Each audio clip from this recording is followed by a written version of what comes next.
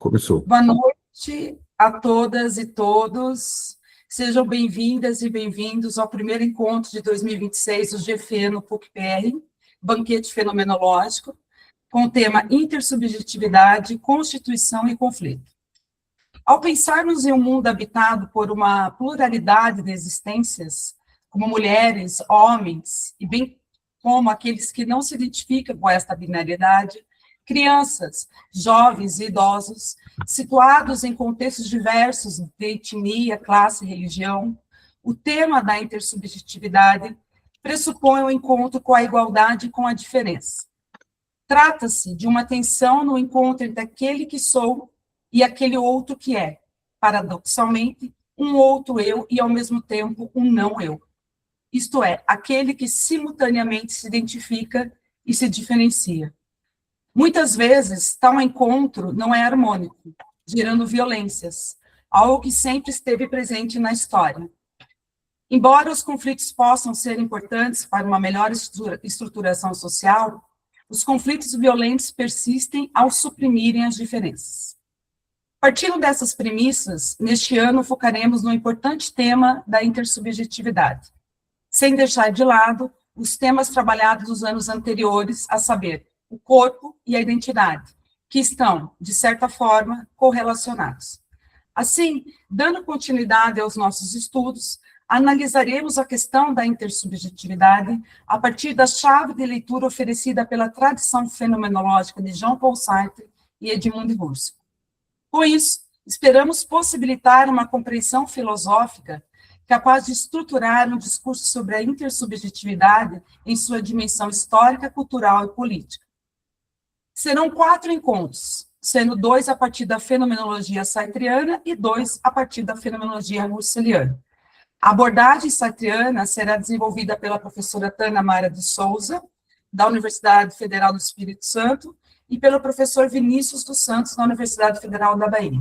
Já em Husserl, contamos com a professora Sheila Cristiane Tomé, da Universidade Federal do Rio Grande do Sul, e a professora Nathalie Barbosa de la Cadena, da Universidade Federal de Juiz de Fora.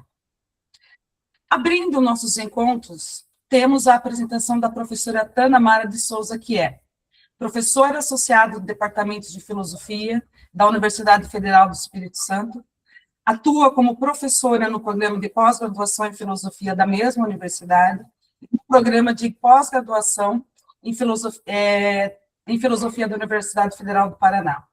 Possui bacharelado e licenciatura em filosofia pela Universidade de São Paulo, mestrado, doutorado e pós-doutorado em filosofia contemporânea pela Universidade de São Paulo. Também possui pós-doutorado em ética e filosofia política pela Universidade Federal Fluminense. Foi coordenadora do GT de Filosofia Francesa Contemporânea entre 2012 e 2014. Tem experiência na área de filosofia, atuando principalmente nos seguintes temas: Sartre, Beauvoir, fenomenologia, filosofia fenomenológica e psicanálise, e filosofia fenomenológica e gênero. Autora dos livros Sartre e a Literatura Engajada, Espelho Crítico e Consciência Feliz, da Indústria, e A Liberdade em Sartre, da Edições 70, Discurso Editorial. Hoje, a professora Tânia apresentará o conflito como condição de possibilidade da intersubjetividade em Sartre. Depois, como sempre, abriremos para as perguntas. Professora Tânia, novamente, bem-vinda. Agradecemos imensamente seu aceite, que vai enriquecer muito os nossos estudos. A palavra é sua. Boa noite. Eu gostaria de começar agradecendo a Simone, ao professor Erickson e a todas as pessoas que fazem parte do grupo, organizaram o evento. Agradeço pelo convite e também gostaria de dar boa noite a todo mundo que nos vê. A minha fala tem a intenção de trazer alguns elementos para que a gente converse depois da fala. Eu vou trazer alguns aspectos de Oceanada que vão um pouco na contramão daquela imagem que a gente sempre tem quando a gente fala em intersubjetividade em Sartre, como sendo a da impossibilidade das relações, a do inferno, do conflito, e E sim, há momentos em que o Sartre deixa a desejar. A gente lê lá os trechos, é apenas uma experiência psicológica, não, tiram apenas.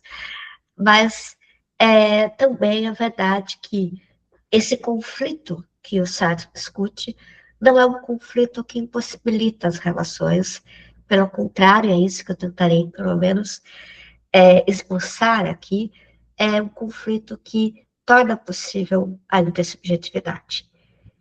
Eu inicio, né, trazendo como foco alguns aspectos no começo do Serenada, em que, se a gente olha a arquitetura do livro, é verdade que o para outro só surge na terceira parte do Serenada. Mas isso não significa que Sartre esteja a dizer que o para outro só exista depois do para si.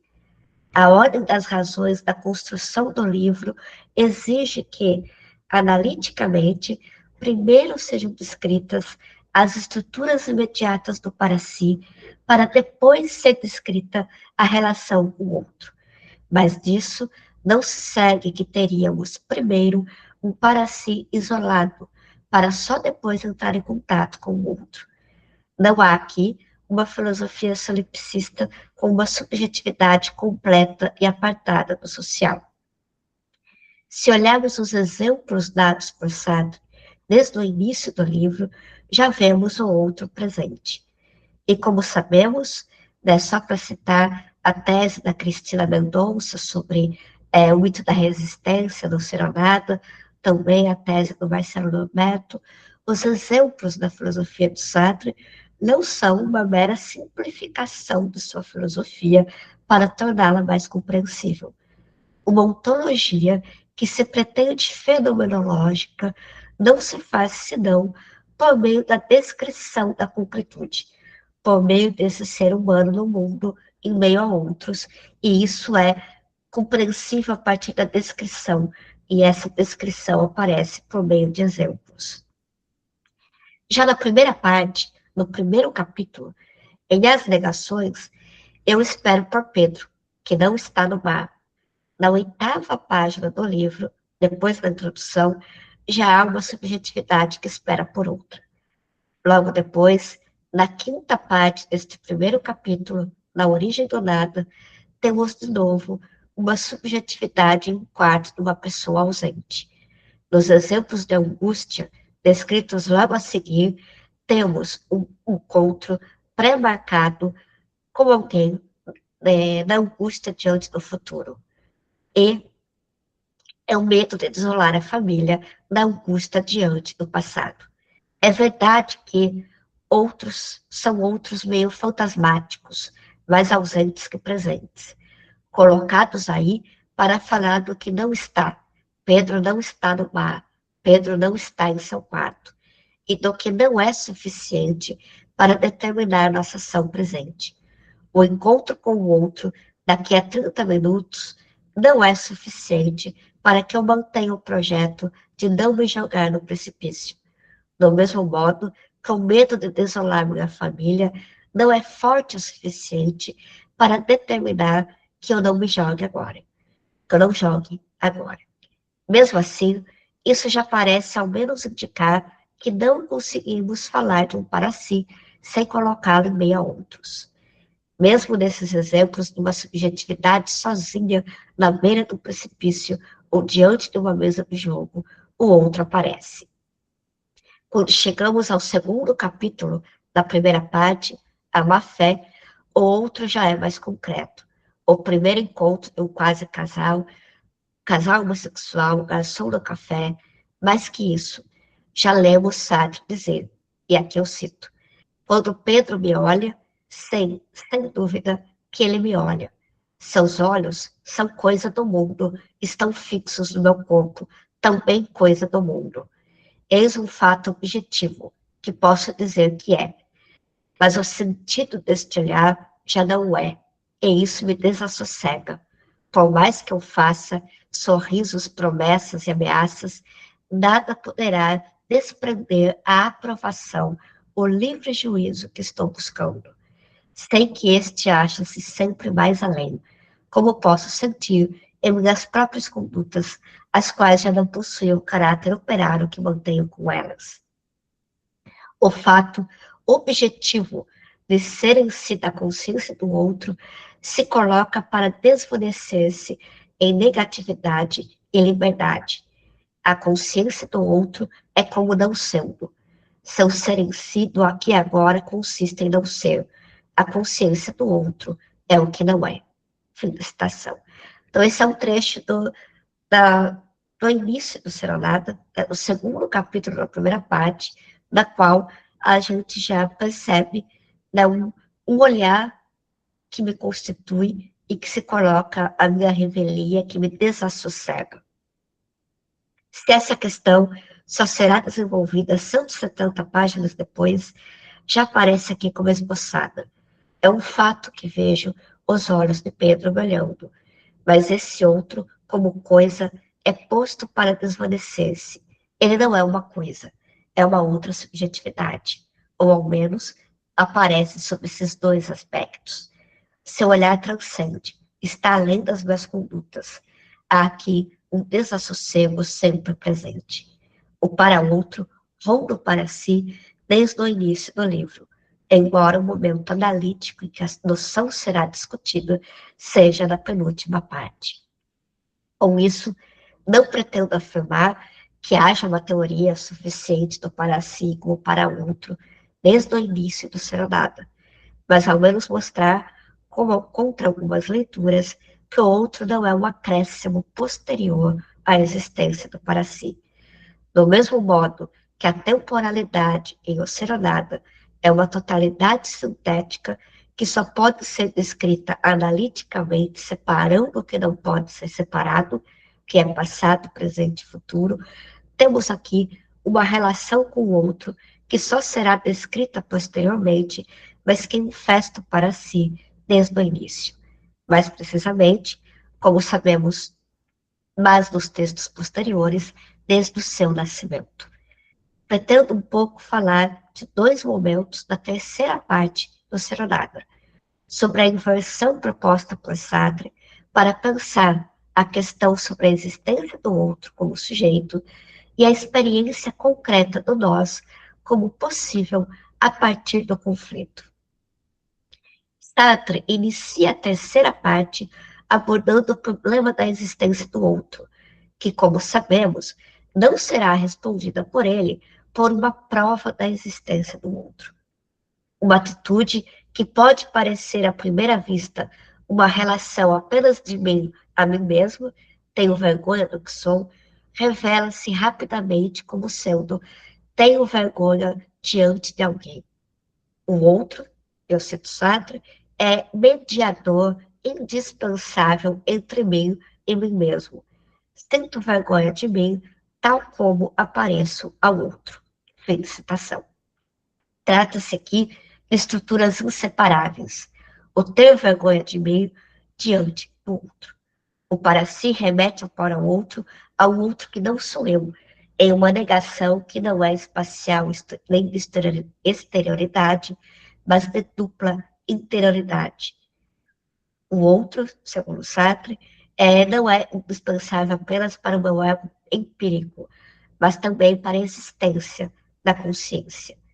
De tal forma que, segundo ele, nós não devemos encontrar razões para crer no outro, mas o próprio outro enquanto aquilo que eu não sou. É assim que, depois de uma rápida leitura crítica de Russell, Hegel e Heidegger, Sartre passa à elaboração da sua resposta em um olhar. O parágrafo tem início com o modo como a filosofia costuma tratar a questão da intersubjetividade. Eu, sujeito, vejo um outro objeto. E é verdade que, para Sartre, essa é uma das modalidades da presença do outro amigo. O problema para ele é colocar essa relação como primeira. E eu cito Sartre.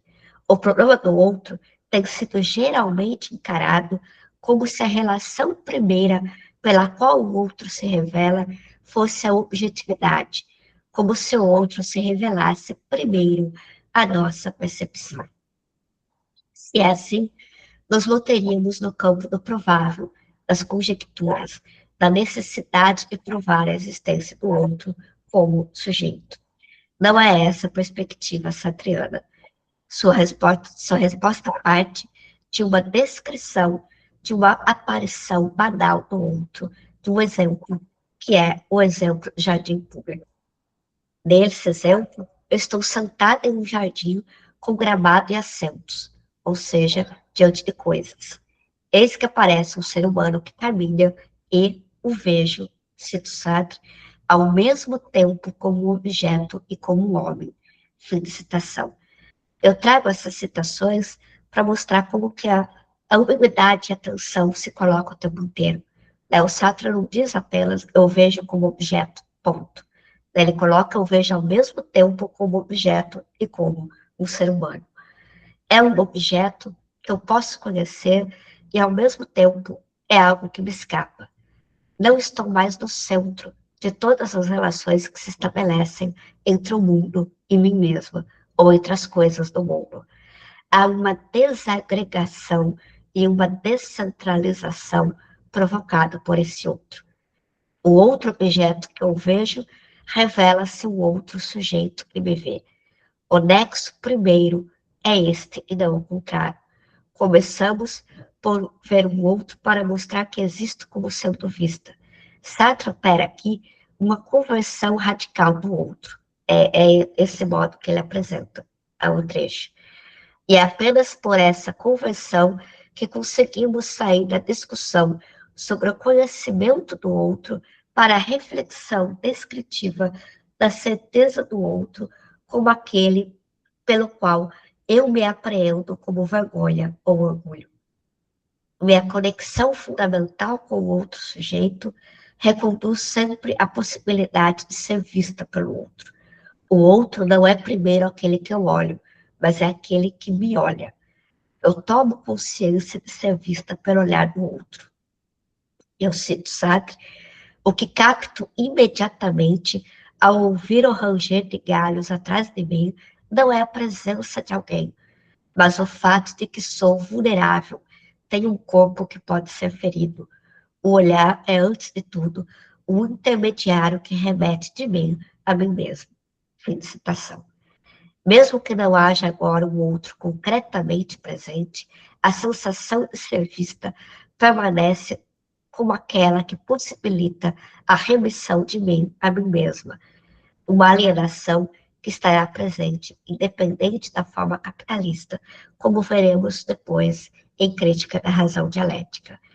É impossível pensar o para si sem remeter ao que necessariamente escapa dele, não as ferramentas que ele produz, mas também um si mesmo que só alcança por meio do olhar do outro. O outro cria uma espécie de eu que não é mais da transcendência do ego, existente apenas para uma consciência reflexiva, mas que agora existe como consciência irrefletida, de forma imediata, sem passar por qualquer esfera reflexiva, o olhar do outro surge da revelação de mim a mim mesma. Cito novamente, a vergonha ou o orgulho revelam-me a mim mesmo. Não são eles que me fazem viver e não conhecer a situação de ser visto. Fim de citação. A situação escapa porque também sou objetivada. Se uma das modalidades da presença do outro a mim é a sua objetividade, a minha objetividade para este outro se revela como modalidade primeira. O outro como coisa é apenas um dos lados da moeda, indissociável do outro sujeito, que transforma as minhas possibilidades em probabilidades. Para Sartre, o outro confere um lado de fora à minha transcendência, a ponto mesmo de me dotar de uma natureza. É a palavra que o Sartre utiliza neste momento do Serenata. Não uma natureza abstrata, anterior à existência, mas esse olhar do outro que transcende a minha transcendência, né, me dá um lado de mim mesma que eu não alcanço, me dá nós diríamos, uma certa natureza. Dependo em meu ser de uma liberdade que não é minha, que me escapa. Estou em perigo diante dela. Sartre passa nessa descrição, a inverter a perspectiva pela qual a filosofia tratou a questão do outro. Não mais de mim ao outro, mas do outro a mim. E esta conversão radical permite melhor compreender a condição de alienação concreta na qual existimos. Sempre haverá um lado de fora de mim mesmo, sempre haverá algo que me escapa e do qual dependo. E é como vulnerável a este olhar que primeiro me apreendo, para só depois reagir diante deste olhar, olhando-o e transformando-o em olhos. Eu cito Sartre: a objetivação do outro, como veremos, é uma defesa de meu ser, que me libera de meu ser para outro, conferindo ao outro um ser para mim.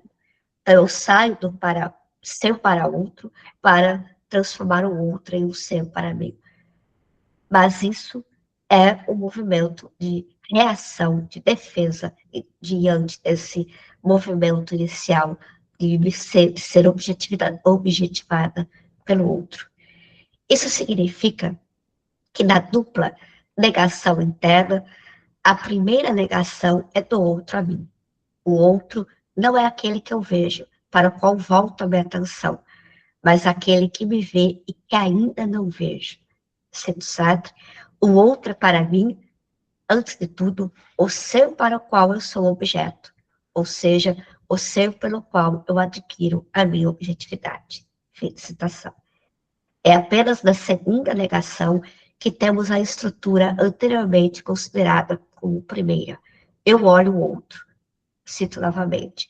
É a partir desta presença a mim do outro sujeito, da e por minha objetividade assumida, que podemos compreender a objetivação do outro como segundo momento da minha relação com o outro. É quando me envergonho ou me orgulho, mantendo meus possíveis diante dos prováveis, dado pelo olhar do outro. Vergonha, medo e orgulho são reações às maneiras pelas quais eu reconheço o outro como um sujeito fora de alcance. Em outras palavras, de forma muito resumida, quis trazer essa perspectiva, ao menos para indicar que Sartre não coloca a questão do outro como sendo partindo de um sujeito que pretende conhecer o outro e ver o outro como objeto. Pelo contrário, né, eu vejo o outro e, de forma paralela, eu dou um passo a mais para reconhecer que, na verdade, esse outro é um sujeito. Pelo contrário, né, o que o Sartre faz é partir do outro como sujeito que me olha, que me desassossega, que me descentraliza, transcendendo a minha transcendência, para só então me colocar como reação e objetivar este outro. A primeira apreensão é de mim como objeto diante do outro, e só depois passo para a minha subjetividade como apreensão do outro, como objeto. A questão não é como, a partir de mim, constituir ou reconhecer o outro, mas como, diante do outro que me olha, construir o meu olhar. Começamos pelo estágio do espelho, como dirá Lacan depois, e com quem Sartre concordará.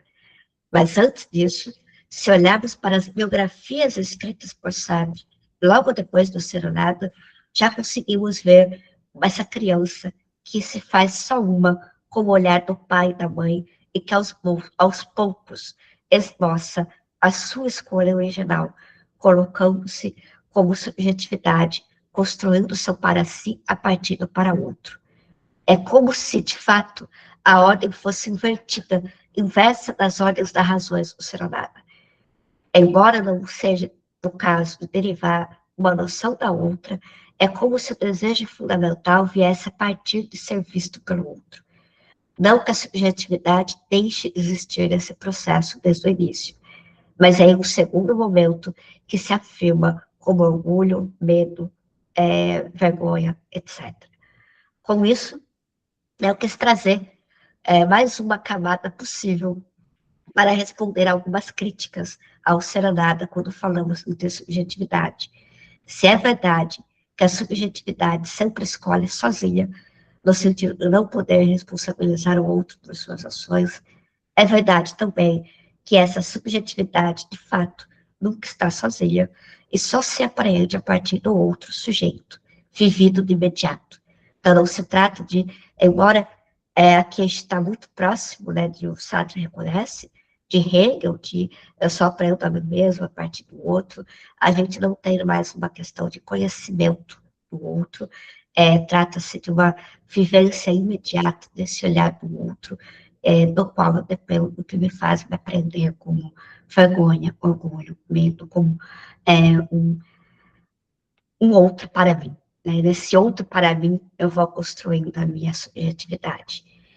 Mas vamos a uma outra e última camada desta minha fala. Então, eu estou trazendo apenas alguns aspectos, né, que tentam ir um pouco na contramão dessa visão tão pessimista que a gente tem quando o Sartre coloca a questão da intersubjetividade. No capítulo da terceira parte, em relações concretas com o outro, lemos a famosa frase sartreana: o conflito é o sentido originário do ser para o outro. Fim de citação.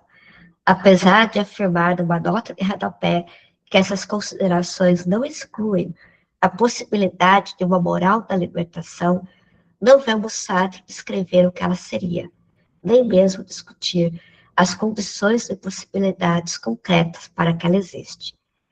E, ao juntarmos o conflito do ser ou nada ao inferno de entre quatro paredes, ficamos com a sensação de que não é possível uma convivência intersubjetiva de reconhecimento mútuo de liberdade em Sartre. Não só ficamos com essa sensação, como é o que parte das críticas anuncia, é um Sartre fadado ao fracasso intersubjetivo. Ora, essa impressão fica bastante atenuada se lemos um outro texto de Sartre, publicado apenas 4 anos depois do Ser ou Nada, que é O que é Literatura. Ali, nós vemos desde o imediato da relação entre escritor e leitor um necessário reconhecimento mútuo de liberdade. E nesse reconhecimento é que a obra de arte aparece. Mas não precisamos ir aqui à literatura para vermos essa possibilidade. Em O Ser ou Nada mesmo, podemos encontrar ao menos indícios de que o conflito não só não impede, como é a condição de possibilidade de experiência concreta de um nós. Sartre deixa claro nesta terceira parte, nesse terceiro capítulo da terceira parte. Eu cito: só devemos notar aqui que nunca cogitamos pôr em dúvida a experiência do nós. Fim de citação.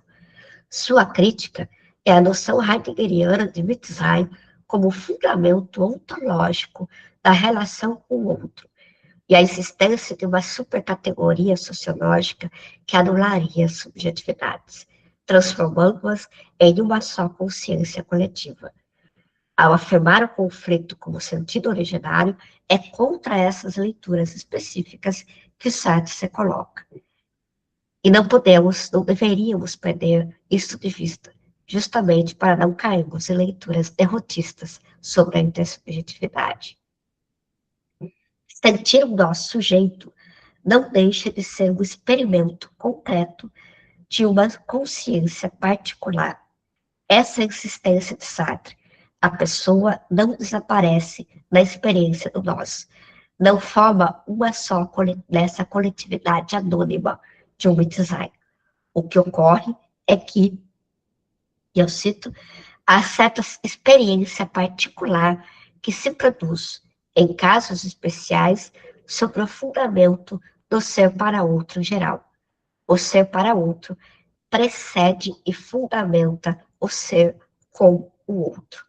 Fim da citação. Um dos exemplos dados sobre o nosso jeito, eu pego um metrô e faço parte do ser impessoal.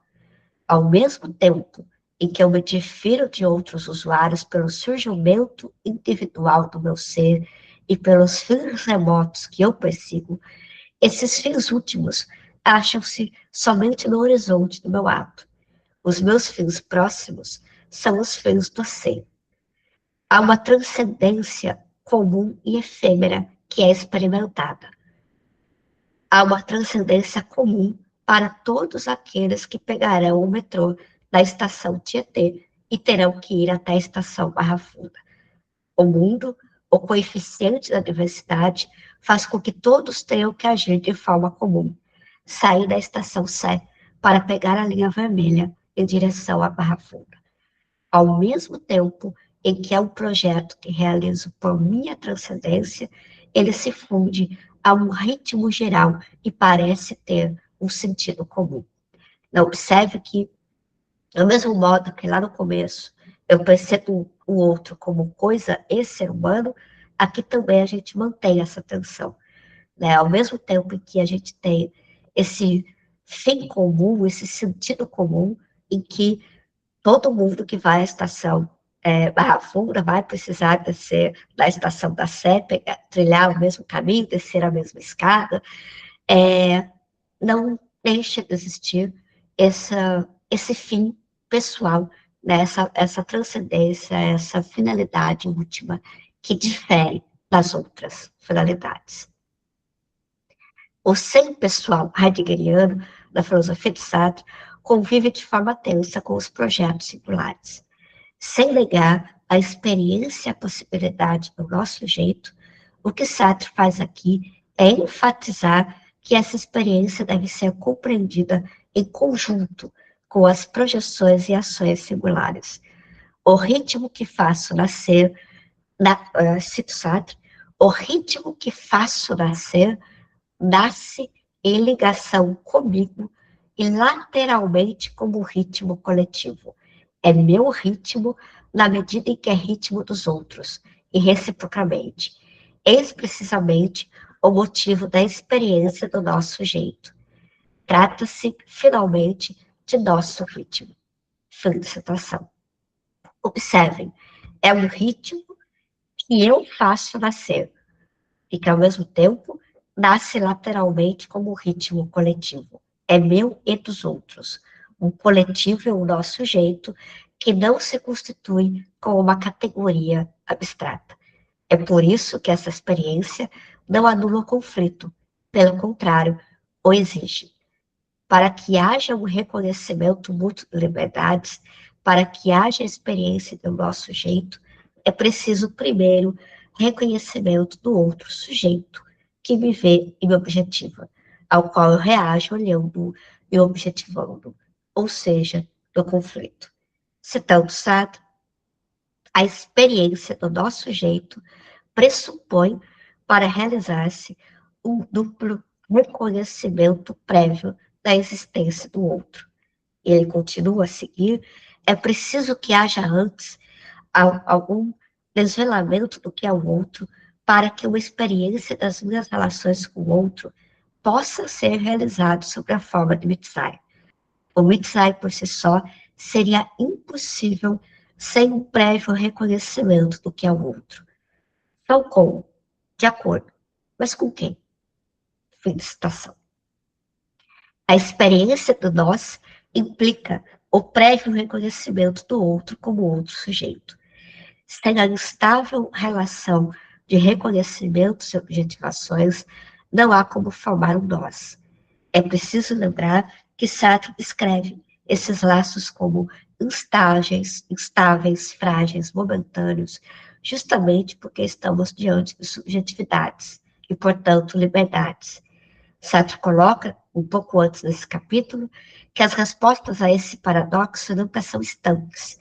Não é possível escolher só serei objetividade, só ser uma postura masoquista e, portanto, resolver o paradoxo para sempre.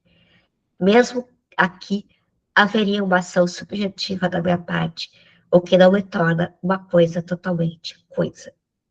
E essa relação comportaria uma complexidade de ações e possibilidades de rompimentos e quebras.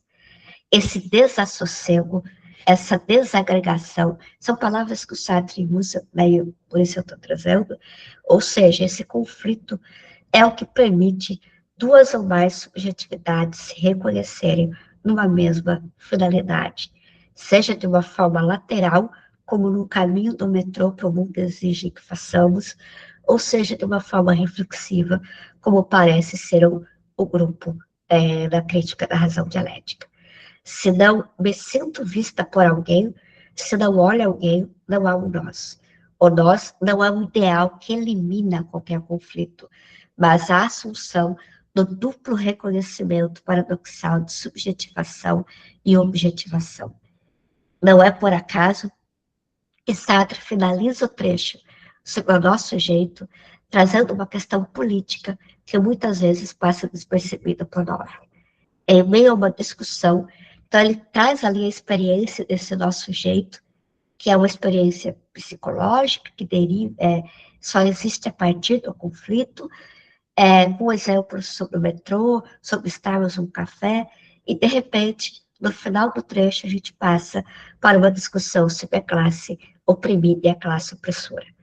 Em meio a essa discussão de uma classe oprimida que se apreende como o nosso jeito, e uma classe opressora difusa que não se coloca exatamente como o nosso jeito, lemos a seguinte frase sobre as consequências éticas e políticas de pensar as relações humanas como ontologicamente Wittgenstein. E eu cito Sartre. O burguês geralmente nega a existência de classes, atribui a existência do proletariado à ação de agitadores, a incidentes lamentáveis, a injustiças aptas a serem reparadas por medidas de detalhe. Afirma a existência de uma solidariedade de interesses entre o capital e o trabalho. E aqui eu enfatizo, a burguesia afirma uma solidariedade nacional em que o operário e o patrão integram-se em um Wittgenstein que suprime o conflito. Fim da citação. Em outras palavras, a ideia de Wittgenstein que anula o conflito, afirmando que todos fariam parte de uma mesma nacionalidade, é um discurso ético e político de quem recusa a luta de classes, de quem nega a existência do outro como subjetividade. É um discurso pronto para a classe opressora. E talvez pudéssemos completar. É um discurso pronto para os nazistas? Não podemos perder de vista o tempo em que o livro foi escrito. E ao utilizar a expressão, né, de que partir ontologicamente do Wittgenstein um discurso burguês em que a nação congregaria todo mundo, tem esse aspecto de crítica, não apenas ontológica, mas de crítica política. A concepção de uma superestrutura, de uma consciência coletiva universal, serve para oprimir grupos de pessoas, serve para não reconhecer o outro como outro, serve para que nós seja apenas um grupo específico. De modo paralelo, eu falarei disso daqui a pouco na conclusão, mostra que afirmar que todos somos seres humanos, não importa se mulheres ou brancos, homens, mulheres, brancos ou negros, é não reconhecer uma diferença e não reconhecer que somos vistos de formas distintas e algumas dessas pessoas são oprimidas. O ideal universal abstrato faz parte do humanismo burguês que oprime e mata pessoas por não reconhecê-las como pessoas, ou seja, por não reconhecê-las como outro sujeito. A solidariedade abstrata universal é uma forma de opressão e não reconhecimento dos outros. Descrever a questão do outro, não a partir de mim como sujeito, mas a partir de mim como objeto, traz não apenas a questão, o fim da questão, sobre a prova da existência do outro, mas também uma vivência instável, em que a subjetividade se reconhece e, ao mesmo tempo, se objetivo. E essa descentralização, o conflito, é, ao mesmo tempo, o que possibilita experimentarmos concretamente nós sujeitos, com finalidades comuns projetadas por subjetividades distintas. Ser com não existe concretamente sem um ser com quem.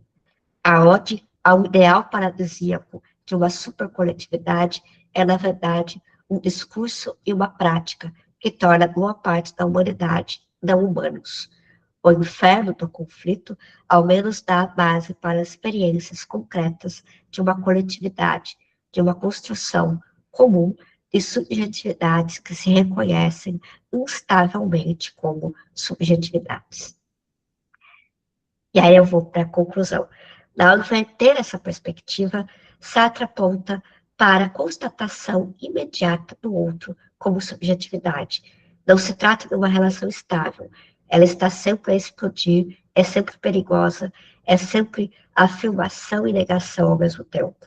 Este outro sujeito tem também sua modalidade outro objeto, e nós não conseguimos fixar nenhuma dessas modalidades. As nossas tentativas de parar o conflito, de fixar quem é o sujeito e quem é o objeto, nossas tentativas de tornar imóvel o movimento constante, são ontologicamente em vão, mas mostram consequências ônticas políticas desastrosas. A consequência de não haver essa dupla negatividade interna acaba por ser a anulação de um dos lados. A instabilidade aqui não é o problema. O fim do conflito é que é. Conflito é o reconhecimento mútuo das subjetividades. É o me aprender que reconheço o outro como subjetividade indispensável da mediação de mim a mim mesma. Mediação esta que não se dá sem a recuperação das minhas possibilidades dadas frente às probabilidades dadas por aquele ou aquela que me transcende. O conflito é a base de um reconhecimento que pode nos levar concretamente a uma experiência do nosso jeito. Não há aqui uma determinação, né, mas é a base necessária para que essa experiência do nosso jeito ocorra. Mas é verdade que Sartre apenas esboça essas consequências éticas e políticas de um mitizar abstrato que está ali para fortalecer uma prática de aniquilamento de subjetividades concretas.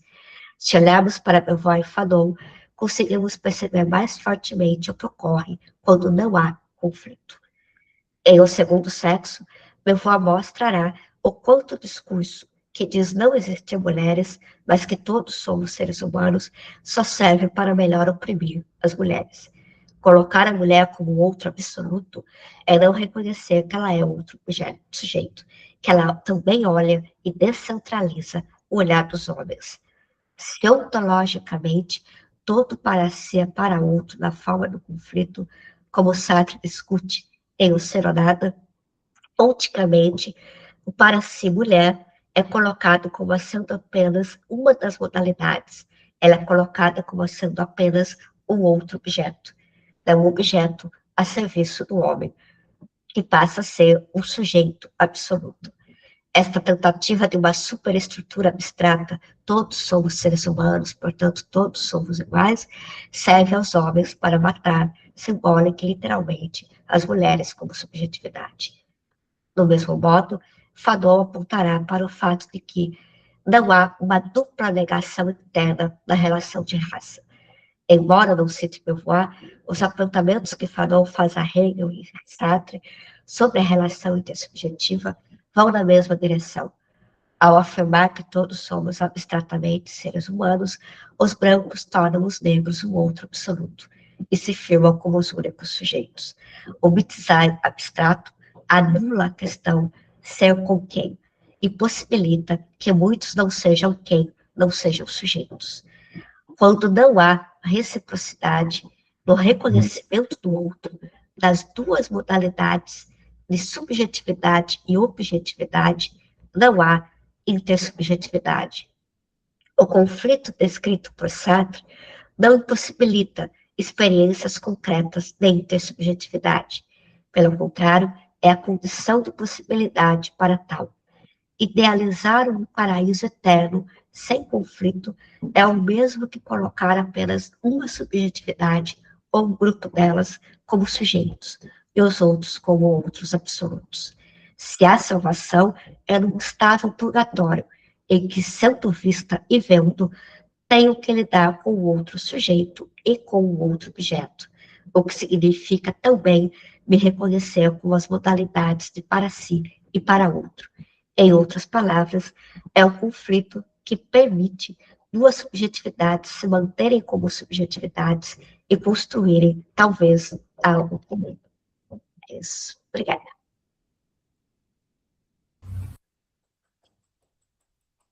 Parabéns, professora, muito obrigada, que delícia escutar essa fala, que, né, percorreu, assim, um caminho longo, mas bem sintético, que foi bem claro. Eu gostaria de perguntar para as pessoas que estão aqui se alguém tem algum comentário, alguma pergunta. Eu também tenho, eu fiz algumas anotações, mas também gostaria de deixar primeiro para as pessoas que estão aqui, que, né, nunca também participaram, se tiverem à vontade, por favor, esse é o momento. Eu só vou desligar um pouquinho o vídeo. Eu estou aqui no escritório, é que meu notebook está com a bateria acabando e eu não percebi que estava fora da tomada. Então, eu Tá, só vou colocar para carregar e por isso eu vou desligar o vídeo, mas eu tudo estou bem. aqui. Tá?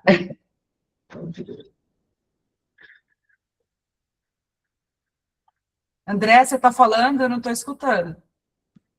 Não, eu tenho questões, mas vai você primeiro, depois eu pergunto. Tá Se bom. for caso. A gente vai anotando, são Não sei se o tantas coisas. Ezequiel também tem também, não sei. Oi? Tem? Não, eu faço depois. Ó. Eu tô aqui terminando de elaborar a pergunta que eu vou realizar. Na verdade, assim, eu não tenho exatamente uma pergunta, tem algumas coisas que eu anotei, né, que foram emergindo para minha consciência, e gostaria de saber se esse trajeto que eu percorro, que tem muito a ver com o que ela falou, está coerente, né?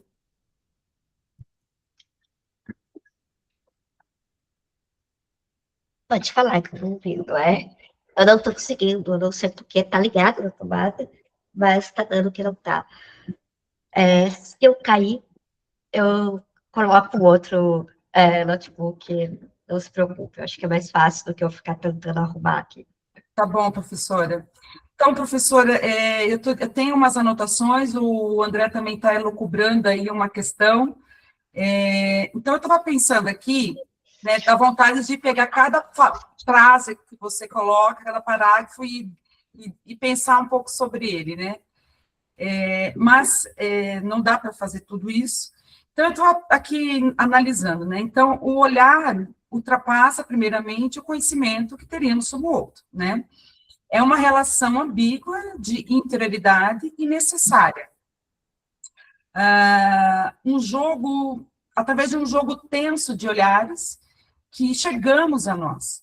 Não é um olhar, mas não é um olhar identitário, né? Se fosse identitário, aí nós estaríamos mortos no inferno mesmo, né? Mas ao contrário. Daí, lembrando lá entre quatro paredes, nas palavras de Estelle, ela fala: quando eu não me vejo, mesmo me apalpando, eu me pergunto se realmente existo, ou seja, a falta de alguém para que eu me veja, né? Aí, deixa eu ver para onde que eu fui, que fiz tantas anotações, que seria o inferno, ó, recebemos a perpetração identitária, sustentada por um olhar homogeneizante, onde não há mais o jogo dos olhares, que é esse conflito, isso é um conflito necessário, né? Por quê? Porque Sartre diz também que o eu é um não eu, não objeto. Mas o outro também é um não eu, não objeto. Então, há uma relação concomitante, mas refeita, que tanto eu como o outro somos objeto, mas, quer dizer, somos um eu, mas não objeto. Né? Porque, como ele disse também, entre o para si e o em si, há diferenciação de modos de ser. Mas entre um para si e outro para si, não há diferenças de modo de ser.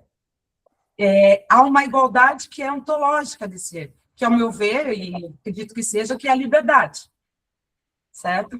Então, de novo, ao meu ver, o que se destaca é a necessária importância da existência do outro para a minha própria existência e para a experiência da minha liberdade, né, nesse conflito, ao transcender a exigência de uma coincidência com o designado, pelo olhar que tem um sentido ambíguo novamente, e que me revela a mim mesma e o outro com outro olhar, né? Porque é preciso esse encontro, esse conflito, mas nenhum, como se diz, no momento, é o mesmo momento, né? De que eu sou objetificada, mas ao mesmo tempo eu objetifico. Só que nenhum nem o outro pode ser o meu objeto. Porque se um for objeto, não existe mais a atenção dos olhares. Há o identitarismo, né, como a professora diz já lá na Crítica da Razão Dialética, né, da ideia universal burguesa. Então, enquanto a gente tem esse jogo de olhares, essa atenção, que quando as pessoas talvez leiam superficialmente, ou talvez leiam profundamente, mas não entendam sério nada, é super importante isso, né? É o reconhecimento por conta de eu me enxergar a partir do olhar do outro, mas não me determinar a partir desse olhar. Então, o outro é necessário tanto para mim como eu, como o outro sou para ele. Foi isso que eu anotei, não sei se fiz o pensamento correto. Sim, com certeza, concordo, né, com o que você falou, é sentido do que eu quis trazer, né, e é um livro do desassossego, né, não do Fernando Pessoa, mas do Sartre, né, em Isso que mesmo. esse parâmetro está ali o tempo inteiro, e como um outro sujeito também, né, não e a primeira coisa que me aparece é o outro como sujeito, é o olhar. Então, essa inversão torna a relação muito mais imediata e mais concreta. Eu quero dar uma lida aqui numa citação minha, me permita, por favor, que essa experiência que eu narrei, assim, do encontro com o outro. O encontro do outro significa o quê? De que minhas medidas já não são apenas minhas, pois existe um componente que desconfigura minhas distâncias, esvazia meu espaço e impõe um compasso ao tempo que não é só meu. Não sou mais o centro do meu mundo, este me escapa. Minhas certezas solipsistas são abaladas. Há uma nova organização comprovando a existência do outro. Percebo o outro não pela organização que ele efetua em seu entorno, mas pela desorganização que ele provoca em mim. Já não existe um mundo só meu, o meu reino. Ele é intercotado pelo mundo do outro, sabe? E eu acredito, me arrepio até, porque assim, acho que a beleza, a maior beleza que existe na teoria sartreana é exatamente isso, a relação com o outro. E realista, né? Digamos assim, se eu pudesse falar realismo. Sim. E quando a gente vai lendo Cadernos com Moral, é que ele fica esboçando ali, né, uma tentativa de autenticidade e tal, que não pode ser fixa, né, não pode ser eterno, mas vários momentos, ele traz, né, uma crítica ao paraíso, né, o paraíso como resolução, como a síntese, como a resolução de todos os conflitos. Sim. E, a meu ver, o que ele coloca é uma espécie de purgatório, né? Isso. Duas coisas ao mesmo.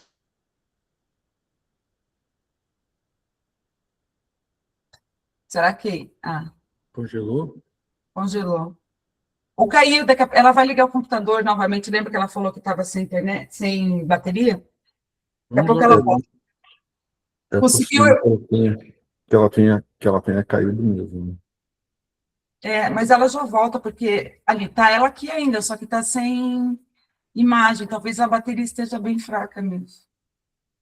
Ela deve ter caído, senão ela, mesmo sem imagem, ela conseguiria estar se comunicando. E aí, conseguiu, André, pensar alguma coisa? Até que eu não sei se é a minha pergunta que eu vou realizar, se eu elaborei da maneira correta, né?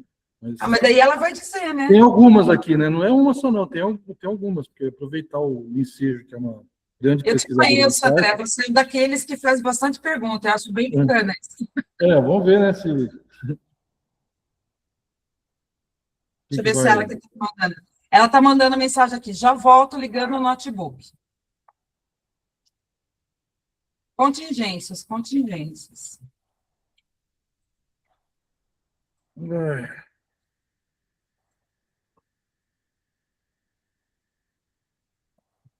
Francis, você anotou bastante coisa que eu observei. Você tem alguma questão também? Anotei muita coisa para digerir dentro desse processo. Eu não sou tão íntimo de Sartre assim, então eu estou anotando, ao mesmo tempo com o livro aberto ali, tentando fazer alguns paralelos, então estou em ebulição aqui. Nada a perguntar por enquanto, mas observando muito. Tá certo. Tá bom, Youssef. Obrigada. Pronto, agora eu consegui. Eu percebi no começo da minha fala que não estava com o coisa do carregador. Aí eu olhei, a minha fala tá para falar. Aí eu fui tentar automaticamente, mas eu consegui, mas foi Tudo errado. bem, professora, sem problemas. As contingências da vida. Sim. Então, André, o Francis, professor Erickson, quem quer conversar primeiro? Quem quer começar? Eu? Não. Se tiver outro para começar, pode começar. O André está postergando, está postergando. É que eu tô tentando na minha Não, cabeça, não sei se eu vou conseguir. Tem. tá, deixa eu fazer uma pergunta, então, para a Tana. Bom, primeiro, muito obrigado por toda a reconstrução que você fez aí sobre a questão da intersubjetividade em Sartre, a formulação que você esboçou, né, em 3 pontos, aí, o estatuto ontológico do para-outro, mostrando que ele não é secundário, mas ele está estruturalmente derivado e ele já se apresenta ali logo na primeira parte do livro, na discussão, na análise do para-si, né? Você foi muito feliz nos exemplos. E o fato de você retomar o conflito que não é contingente, mas ele é constitutivo da relação intersubjetiva. E sabe que eu fiquei, tudo isso que você reconstruiu, eu fiquei pensando em 2 coisas importantes, de 2 teses fundamentais que são pós-sartreanas, né? Uma é o debate sobre democracia radical, né? E que vai tratar a ideia do conflito como não no sentido destrutivo, Carl-Schmittiano, né, que a gente tem, né, mas no sentido agônico mesmo, né, essa relação. E o modo como o conflito ele é fundamental para a constituição do próprio social, né? Que é isso que vai pensar, da esfera e tal, das identificações. E depois o outro, que é um tema que também a gente trabalha muito, a gente sempre, de uma certa, está retomando, que é a importância do Sartre para pensar uma própria teoria do reconhecimento. E aí eu fico pensando, sobretudo, na obra do Honneth, sabe? E o fato de que o Honneth, de uma certa maneira, ele vai tomar a obra do Sartre, vai reconhecer, né, na obra do Sartre, em diferentes momentos, uma questão importante, que é a ideia de que o conflito não impede, mas é aquilo que torna possível a relação, né? Que torna possível a relação. Então, é isso que eu queria perguntar para você, do ponto de vista daquilo que você, sendo muito direto, e quando você falou que se eu quiser fazer uma análise do ponto de vista, uma ontologia fenomenológica, eu tenho que pensar o domínio, uma descrição da concretude do conflito, né? Então, nesse sentido, quando eu penso tanto para pensar uma perspectiva de uma nova teoria da democracia contemporânea, que retoma o conflito como uma teoria do reconhecimento, que vão trabalhar na mesma direção, mas em Sartre, essa ideia que talvez possa ser explorada melhor, e você poderia falar um pouco disso, que é sobre o fato de que ele, ontologicamente, está estabelecido, o conflito. E se o conflito está ontologicamente estabelecido, se ele é necessário, então segue-se do Sartre, quase como uma inferência, você falou da ordem das razões, eu entendi muito bem isso, que a intersubjetividade, e eu só posso ter conflito pensando numa perspectiva intersubjetiva, tá certo? E eu poderia pensar uma coisa interessante, que toda relação intersubjetiva, ela nunca é derivativa, mas ela é fundante, quando eu penso na necessidade ontológica do conflito. e que é um pouco que aparece nas teorias contemporâneas mesmo, tanto da democracia como do reconhecimento, né? Mas que eu acho que ela já estaria presente do Sartre, assim, então, que não, ela não é derivativa nesse sentido, porque se eu estou pensando o conflito, mesmo tacitamente, de maneira tácita, ele já esboça a ideia da relação eu e o outro. E eu queria perguntar se tem sentido tentar entender toda essa relação, não como conflito, como elemento impeditivo da intersubjetividade, mas aquilo que tendo uma raiz ontológica, é o que torna possível qualquer perspectiva intersubjetiva, qualquer pensamento. E nunca sendo derivativo. Em Sartre, é a minha pergunta, tá? Só. Obrigada, Erickson. A meu ver, sim. Ontologicamente, a intersubjetividade só é possível porque o outro aparece como outro sujeito.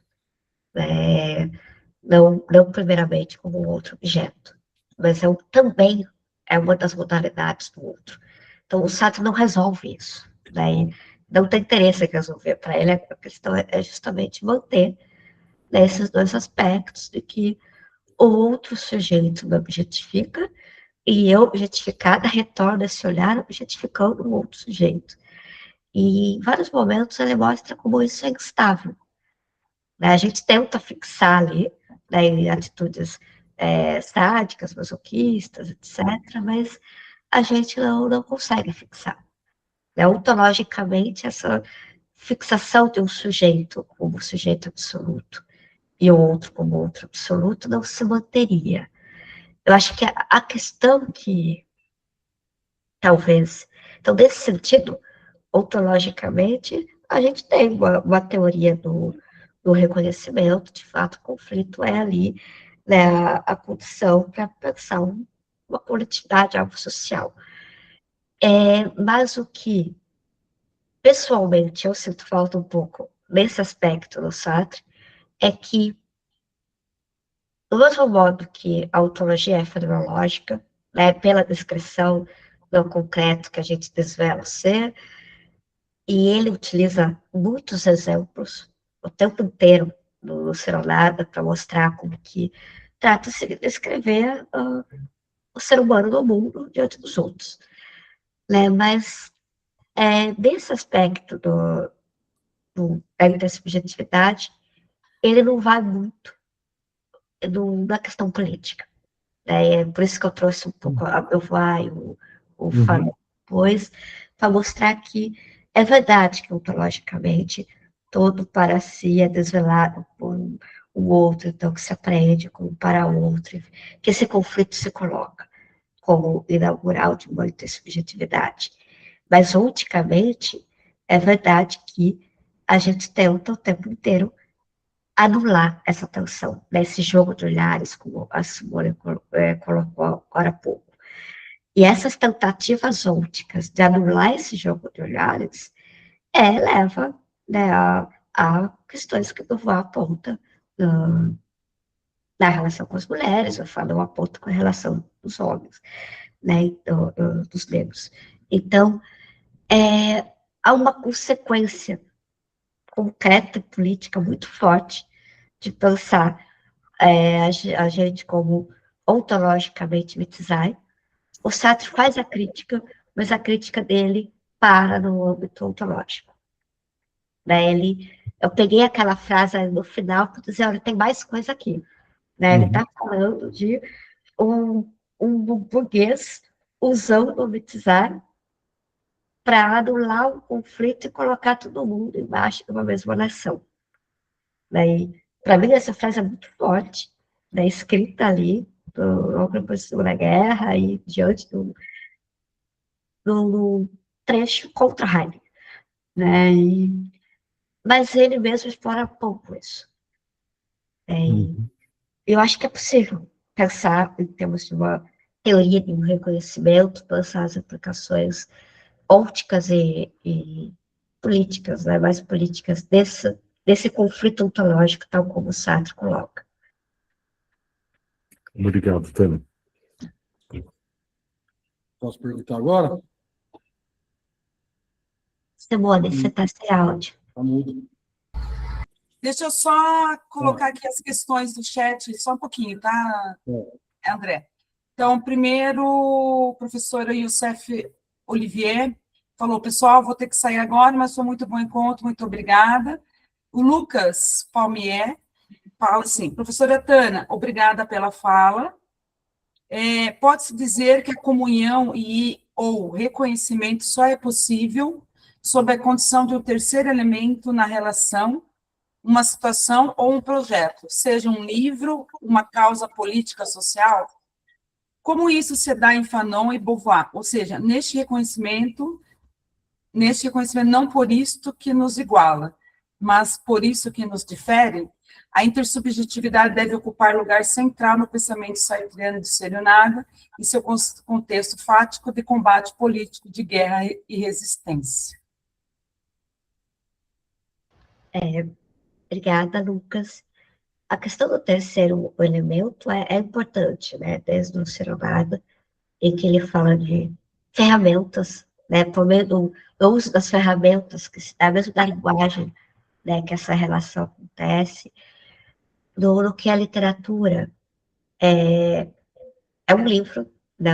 A relação entre o escritor e o leitor se dá na construção de um romance, de uma obra de arte, e quando a gente vai para o cadastro moral, a gente chega a colocar, né, que a relação intersubjetiva entre o artista e o público poderia servir de exemplo para relações autênticas. Parece que é sempre lateral, né, que não é direto, não é muito olho no olho. Parece que são sempre é um jogo de olhares, mas que se dá ao mesmo tempo com uma outra terceira coisa, que pode ser uma ferramenta ou pode ser, como vai aparecer mais na crítica da razão dialética, né, um terceiro mesmo, né, um outro terceiro que une, no caso, um grupo como nós, objeto. Então, assim, né, eu fiquei mais no aspecto ontológico, mas é necessário ter uma ferramenta, né, a construção de algo comum, no metrô a ser tomado, no livro a ser escrito, e quanto a Fanon e Beauvoir,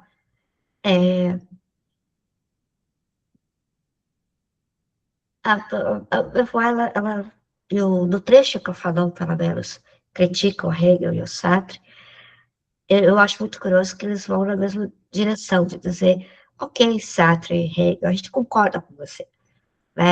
Existe o conflito, é colocado eu e outro, mas existem casos em que a gente não vê a reciprocidade dessa relação, dessa dupla negação, interior, ela não ocorre. Então, ao invés de ter esse jogo, essa tensão, essa propriedade de colocar as duas modalidades do outro, tanto como sujeito como objeto, ela desaparece concretamente.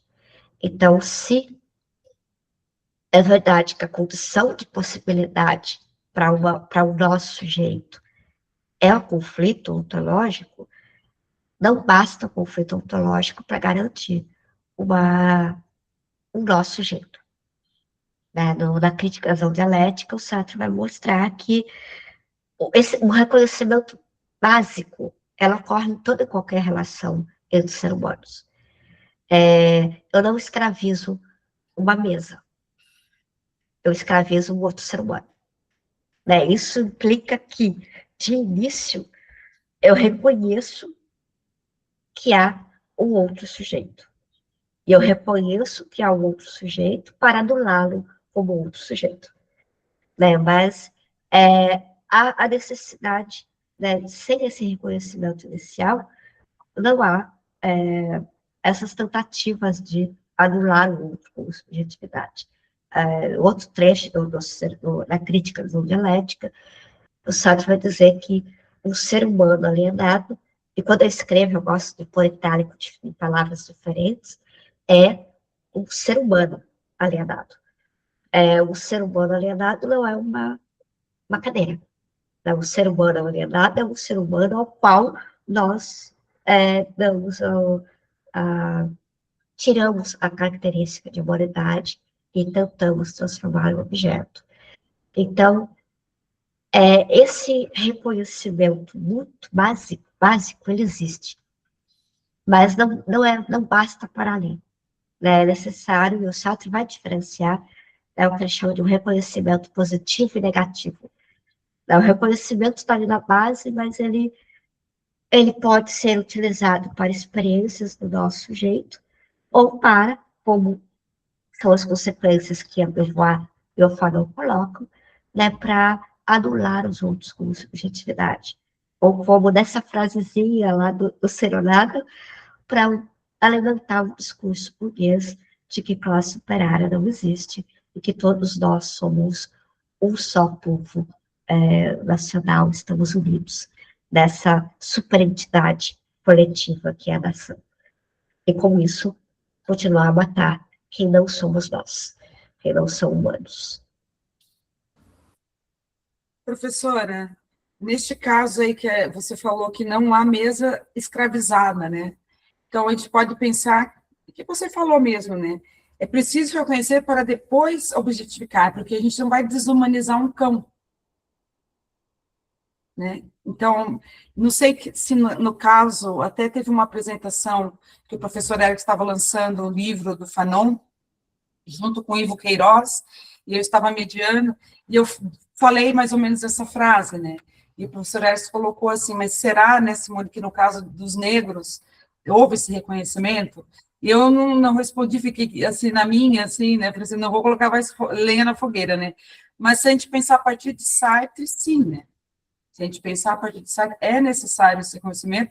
E reconheço para objetificar, que esse jogo tem esse olhar, só que às vezes um olhar não consegue, não é que não consegue, perde um pouco a força da atenção, né, nessa condição de sermos para si o mesmo jeito, o mesmo ser dos dois, para si como livre, e acaba recebendo uma desumanização. Sim, acho que a Simone de Beauvoir, por uma moral da ambiguidade, né, ela coloca bem como que, não só da filosofia, mas concretamente, a gente busca parar a ambiguidade. Né? É demais a gente ter que lidar com esse outro, que ao mesmo tempo tem uma modalidade subjetiva, outra objetiva, é outro objeto, mas ao mesmo tempo é um outro sujeito que me escapa. A gente tenta fixar esses movimentos.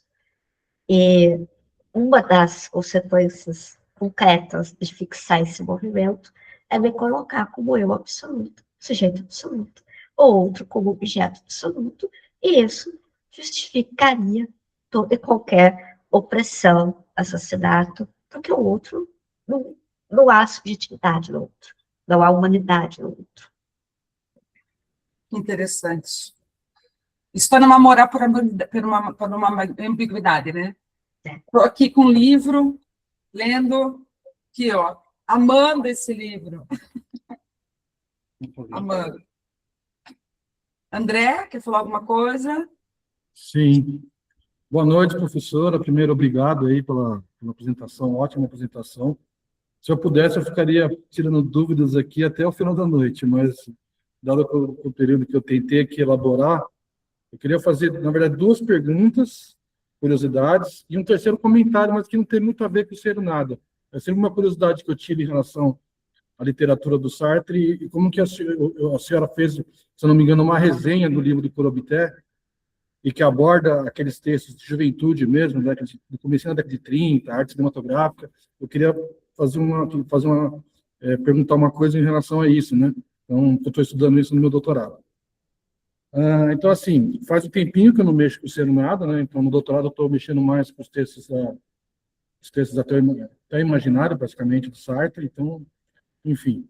A senhora comentou alguma coisa aí que eu fiquei, não sei se a minha leitura foi correta, já usou o termo alienação para falar alguma coisa do ser nada. Queria que a senhora comentasse um pouquinho, explorasse um pouquinho mais essa ideia, de que forma seria, como é que se, que sentido que a senhora quis colocar a alienação ali, se a minha leitura foi correta no ser nada, né? E como é que se estabelece isso, porque é um assunto que me interessou durante muito tempo, me interessou esse assunto, E eu fiquei, me saltou aos olhos quando a senhora começou a... Estava no meio da explanação. Então, a primeira pergunta seria essa. Qual a expressão mesmo? Relação? Alienação. Relação.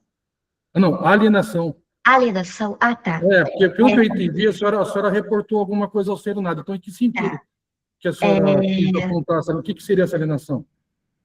O centro já coloca a palavra no Serenado, muito rapidamente, mas ele coloca, né, que é o sentido básico, né, marxista, de Marx, tal, de que há sempre algo que escapa àquilo que eu faço. Eu não me reconheço naquilo que eu faço. No caso do Sartre, isso não está atrelado às forças de produção. Isso é ontológico, no sentido em que ele vai desenvolver isso mais na crítica dialética, né? Mas a ferramenta que eu construo hoje, ela vai ser utilizada por outros, né? Com outros sentidos, ela me escapa. Mas no Serenado, que é curioso, é que não é só um objeto, uma ferramenta que me escapa. Eu me escapo de mim mesmo. Né? Tem um lado de fora de mim que é o outro que me dá. Né? Então, o Sartre vai falar sempre, é intermediário, de mim a mim. Né? É uma mediação.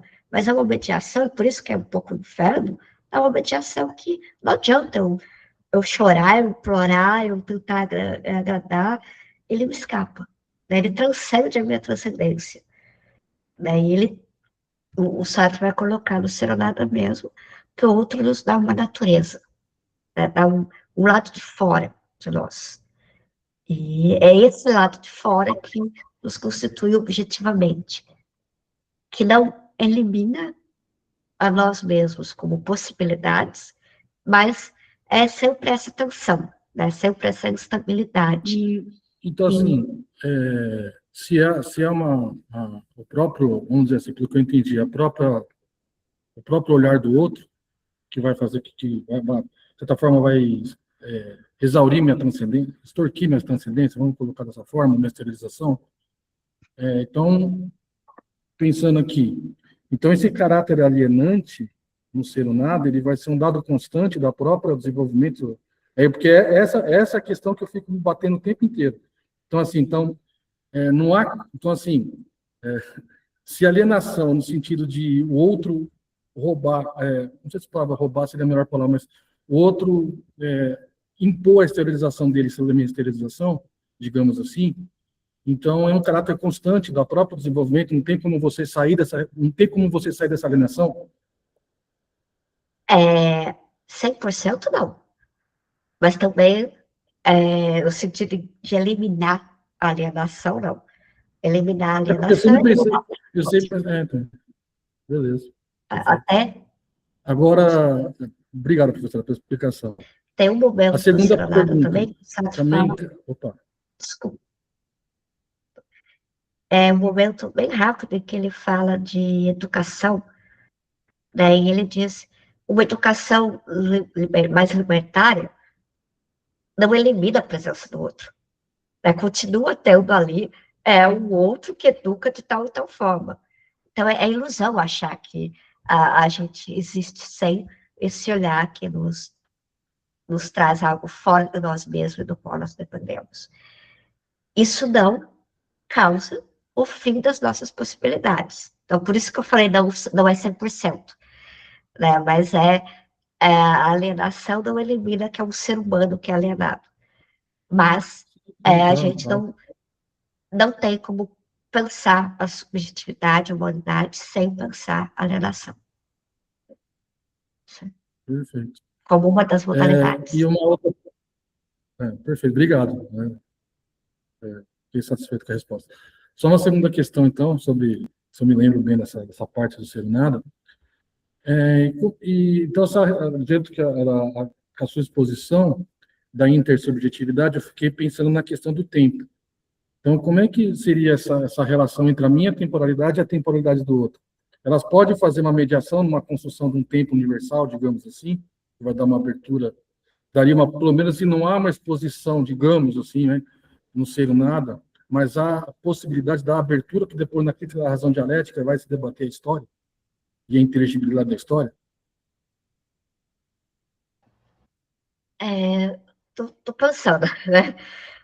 Como tempo universal, eu acho que não. Não, sim. Então, assim, a pergunta é especificamente a seguinte: como é que funciona esse mecanismo que vai estabelecer uma relação entre a temporalidade, a minha temporalidade e a temporalidade do outro, entendendo a temporalidade no site como uma temporalidade projetiva?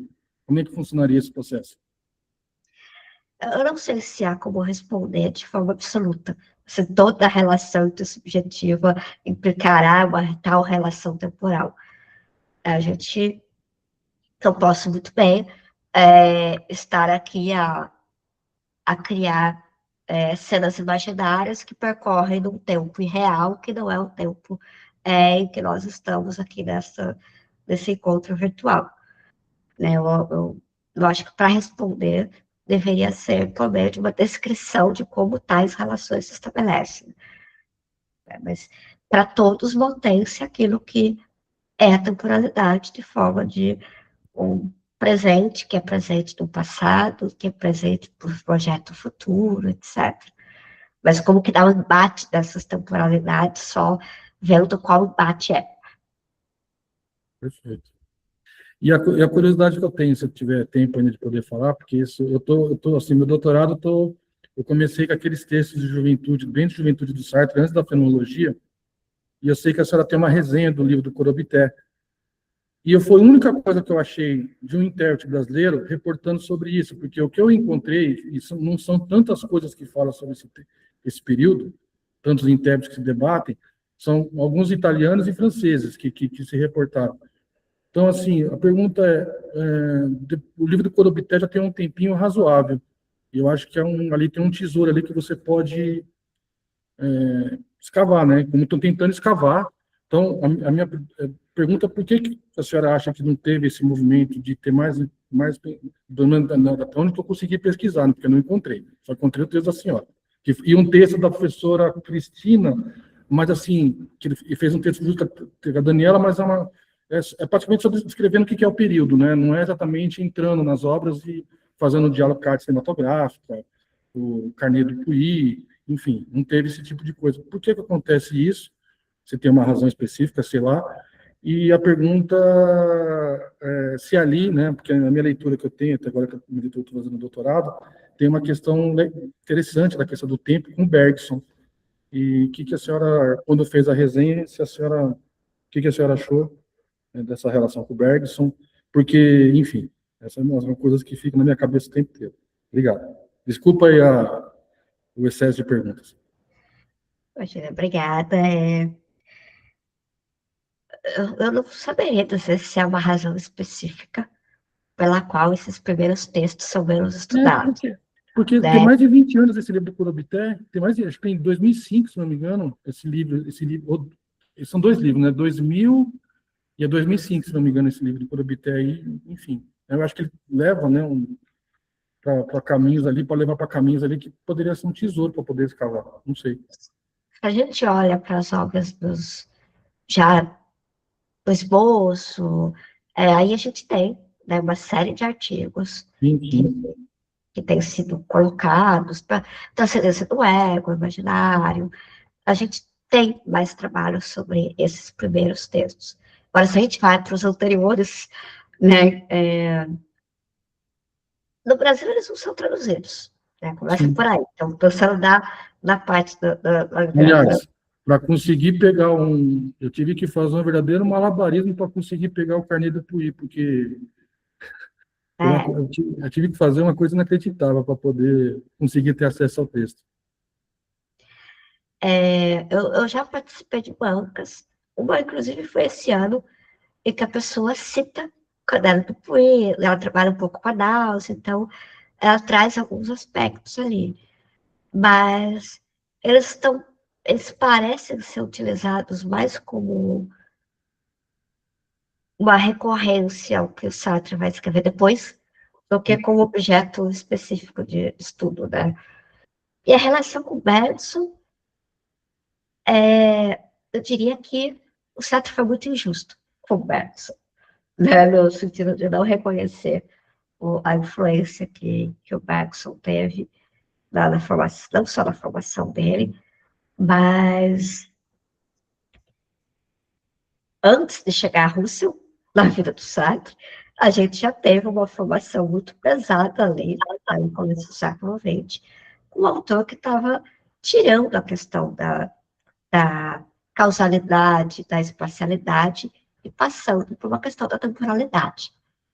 Então, assim, mesmo que com problemas que tem, né, e o Sartre nomeia muito o Bergson ao criticá-lo, né, mas ele nomeia pouco o Bergson ao continuar a influência do Bergson. Eu acho que... Obrigada, professor Ezequiel. Obrigado, viu? Eu tenho uma pergunta, eu não sei se tem mais alguém que quer colocar uma pergunta, daí eu posso dar minha vez. Senão, eu faço minha pergunta. Então tá, primeiro, eu agradeço, tá, professora Tana, pela apresentação, foi um prazer ouvi-la. Acho que é a primeira vez que eu tive essa oportunidade e fiquei bastante contente, sobretudo por aprender um pouco mais de Sartre, que é um autor que eu tenho bastante dificuldade. Na sua apresentação, e tem dois momentos ali, dentre as notas que eu tomei, que vão dar origem para a minha pergunta agora. O primeiro momento é quando você coloca, né, que essa relação intersubjetiva em Sartre, ela faz uma inversão do eu para o outro, ela vai modificar, né, essa relação, invertendo e passando a ser do outro ao eu. Esse é o primeiro momento. E aí, o segundo momento, você vai falar um pouco sobre uma vivência imediata nessas relações. A minha pergunta seria para entender o conceito de imediaticidade nesse contexto, e daí, essa é a pergunta, o que seriam essas vivências imediatas, como se dariam, em termos, assim, talvez que eu não acho qual seria a estrutura dessas vivências, né? E agora, essa é a pergunta, eu tento explicar o porquê. Assim, quando eu penso em sentimentos como aqueles relatados na sua fala, como sentimento de vergonha, de orgulho, etc., para mim faz muito sentido daí pensar que é o outro que vai me revelar isso que de alguma forma eu estou tentando esconder, que me envergonha, que, enfim, ou que me orgulha.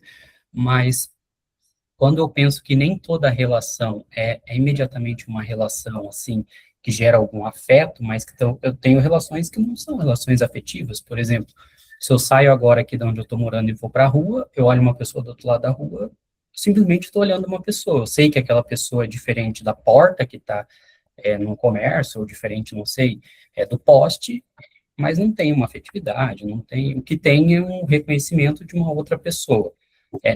Nesse primeiro momento, eu não consigo ver essa inversão, nesse primeiro momento. Primeira parte da questão que me levou a pensar sobre a minha pergunta. A segunda parte é sobre aí a ideia de imediaticidade, porque quando eu penso na imediaticidade, assim, com uma visão muito husserliana, me dá a ideia de que eu teria, de alguma forma, em relações intersubjetivas, acesso ao que é primordial à esfera de consciência do outro. Não sei se é nesse sentido que o Sartre está falando. Em Husserl, pelo menos assim, né, com uma visão muito husserliana, as relações intersubjetivas elas não seriam imediatas, elas seriam sempre mediadas, né? Então, eu nunca teria acesso à consciência do outro, isso já elimina a questão do solipsismo, e também, de toda forma, desculpa, as relações seriam mediadas por uma linguagem, pelo corpo, etc. Eu tenho dificuldade de entender como que é uma relação imediata se eu não tenho como ter um acesso, pelo menos assim, as minhas experiências mostram que eu não tenho como ter um acesso direto àquilo que se passa na sua esfera de consciência, as suas vivências em si. Um exemplo que aconteceu comigo, né, essa semana é que eu fui comer alguma coisa num restaurante, o garçom foi muito, muito gente boa comigo, e ele me trouxe o que eu pedi para comer, e eu odiei, eu não gostei, mas não porque era ruim, era bom, mas não me agradou. E ele me perguntou o que eu achei. Naquele momento ali, ele não teve acesso imediato às minhas vivências, porque eu menti. Eu falei para ele assim, muito bom, tá maravilhoso. Mas não, só que eu não queria deixar ele chateado, né? Então eu falei, não, foi muito bom. Nesse momento, me faz parecer assim que não é uma relação imediata, nossas vivências não se confluem de modo imediato, mas são mediadas por uma linguagem, e por meio da linguagem eu consegui camuflar aquilo que era mais íntimo no meu ser, que era o desgosto que eu estava tendo, mas, por outro lado, o esforço de tentar não desagradar o garçom. Não sei se eu me fiz entender, desculpa por ser um pouco longo. Obrigada, Raquel. Em relação à inversão, a questão é a gente,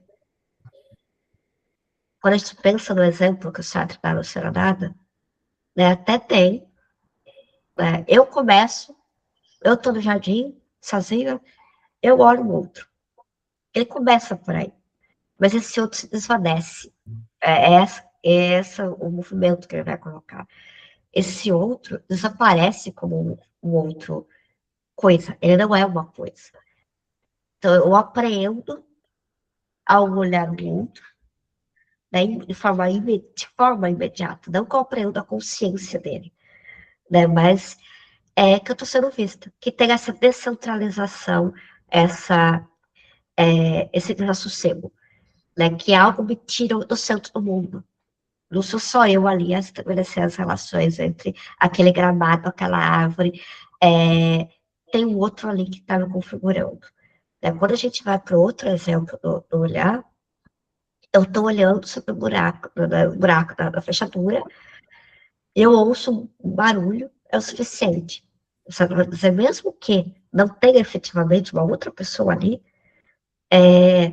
eu me apreendo o tempo inteiro como sendo vista.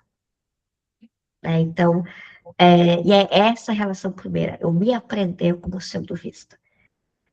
Eu não mesmo que, né, numa rua, nesse momento, eu olhe o outro e não faça todo esse movimento, né, esse outro está transcendendo a minha transcendência e está olhando, você está com uma roupa muito desarrumada para ir para tal lugar, não sei o quê. Ele está constituindo como algo fora de mim. Né? Então, agora, quanto à imediatez, é imediato no sentido da vivência, não no sentido de ter acesso à consciência do outro. Né? Justamente a consciência do outro me escapa o tempo todo. Né? É por isso que ela tem o aspecto infernal. Eu quero que ela me veja de certo modo, mas ela faz o que ela me objetiva como ela quiser. Então, eu não tenho acesso ao que o outro coloca, mas ele me devolve ao que passa na consciência dele, na consciência no sentido do pensamento dele, como você falou, né? Eu achei ruim, e menti pro cara. Mas você estava ali e o prato não, não foi, provavelmente, você devolveu uma parte, alguma coisa assim, ou fez alguma cara que ele percebeu, mas, de todo modo, há aqui, né, uma vivência imediata de que outro me olha. No caso do buraco da fechadura, eu tenho vergonha. Né? Eu posso, um exemplo mais concreto, que eu acho que das biografias que o Sartre escreve logo depois do Serenado, a gente consegue ver esse movimento, né? Como que a criança começa lá no estágio do espelho do Lacan, né? Forma uma só com a mãe, com o pai, no caso do Baudelaire, do Flaubert, não, do Baudelaire, do Mallarmé, né, que ele vai tratar ali. Quando ele chega no Genet, por exemplo, é uma frase do outro, né, você está roubando, você é um ladrão. E aí ele se assume, então, eu vou ser idêntico a esse ser ladrão. Não da forma reflexiva, não é assim, como é que eu vou reagir a isso, mas ele age de forma a querer identificar-se com aquilo que o olhar do outro colocou. Pode ser o contrário. A gente pode se colocar como querendo o tempo inteiro confrontar aquilo que o olhar do outro diz sobre nós. Mas é imediato nessa vivência do outro como sujeito. Não que eu tenha acesso ao que ele está pensando de forma interior, etc., mas independente do que ele está pensando, ele está ali me olhando e me objetivando. Daí eu reajo a isso. Pode ser que não tenha ninguém além desse barulho, mas eu já fico com vergonha, né? Pode ser que eu aqui tentando arrumar o fio, eu já fiquei com o rosto vermelho, né? Então, assim, não importa o que vocês pensaram, mas no sentido que eu vivi isso com o olhar do outro, uma situação que não deveria acontecer. Por isso, eu tive vergonha. Obrigado, professor. Oi, pessoal. Mais alguém tem alguma questão? Francis, conseguiu elaborar aí uma questão? Não? Mais alguém? Não? Eu não sei porque está aparecendo para mim a imagem do Ezequiel aqui só. O maior, deixa eu ver como que eu faço para arrumar isso aqui. Só um pouquinho. Quero terminar mostrando a professora. Deixa eu ver aqui. Se eu mudo. Não, o Ezequiel está aparecendo. Professora, você falando aparece você, é isso. Então, eu gostaria de agradecer a todas as pessoas que estiveram aqui com a gente essa noite. Obrigada pela participação, pelas perguntas. E agradecer enormemente a professora Tânia por disponibilizar um tempo e vir compartilhar com a gente os seus conhecimentos de forma tão clara, né, paciente e, assim, de certa forma, completa, né? Não sei se a professora tem algumas palavras para dizer no final. Eu queria só agradecer a presença de vocês, né, que é ótimo ter essas oportunidades para dialogar, né, sobre a filosofia do Sartre. Que bom. Que bom, professora. Então, chegando ao fim do encontro de hoje, queremos avisar que nosso próximo encontro será no dia 28 de abril, daqui a um mês, mais ou menos, no mesmo horário, com a participação do professor Vinícius dos Santos, da Universidade Federal da Bahia, que estruturou uma apresentação a partir também de Sartre, com o título O Mal como Estrutura do Outro na Crítica da Razão Dialética. Então, muito obrigada, boa noite a todos e a todas. Boa noite, obrigado. Tchau, tchau, todo mundo. Tchau, tchau. Boa noite. Obrigado a todos aí. Boa noite. Tchau, tchau. Obrigada.